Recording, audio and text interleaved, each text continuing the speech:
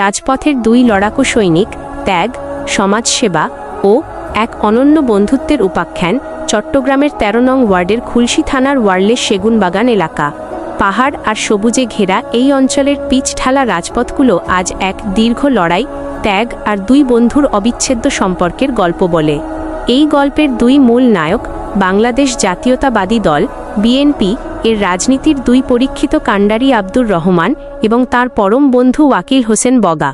শৈশব থেকে একসাথে বেড়ে ওঠা এই দুই বন্ধুর রাজনৈতিক পথচলা শুরু হয়েছিল একসাথেই।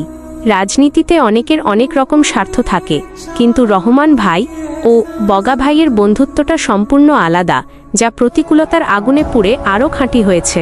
স্বৈরাচারের রক্তচক্ষু ও এক পাহাড় সমতুল্য ত্যাগ। বিগত ফ্যাসিস্ট শেখ হাসিনা সরকারের আমলে যখন খুলশী থানার ওয়ারলেস এলাকায় ভয়ে কেউ একটা ব্যানার ধরার সাহস পেত না, যখন মিছিলে যাওয়ার লোক পাওয়া যেত না, তখন বুক চিতিয়ে রাজপথে নেমে আসতেন আব্দুর রহমান এবং ওয়াকিল হোসেন বগা। স্বৈরাচারের নির্মম নির্যাতন আর রক্তচক্ষু উপেক্ষা করে তাঁদের স্লোগানে কেঁপে উঠত খুলশীর আকাশ বাতাস।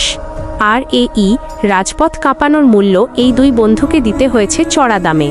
তৎকালীন স্বৈরাচারী সরকারের চরম প্রতিহিংসার শিকার হয়ে বর্তমান চট্টগ্রাম মহানগর স্বেচ্ছাসেবক দলের অন্যতম শীর্ষ নেতা ওয়াকিল হোসেন বগা ভাইয়ের নামে ১০০-এর উপর মিথ্যা ও রাজনৈতিক মামলা দেওয়া হয়। ঠিক একইভাবে তার ছায়ার মতো পাশে থাকা পরম বন্ধু আব্দুর রহমান ভাইয়ের নামে দেওয়া হয় ২৭টি গায়েবী মামলা। কারাগারের অন্ধকার প্রকোষ্ঠ, পুলিশের নির্মম নির্যাতন আর আদালতের বারান্দায় বছরের পর বছর একসাথে কেটে গেছে এই দুই বন্ধুর।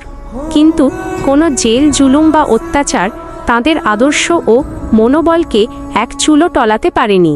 সমাজ কল্যাণ ও রাজনীতির এক অপূর্ব সমন্বয় দলীয় রাজনীতির পাশাপাশি ১৩ নং ওয়ার্ডের সাধারণ মানুষের কল্যাণের জন্য এই দুই বন্ধু এক অনন্য দৃষ্টান্ত স্থাপন করেছেন।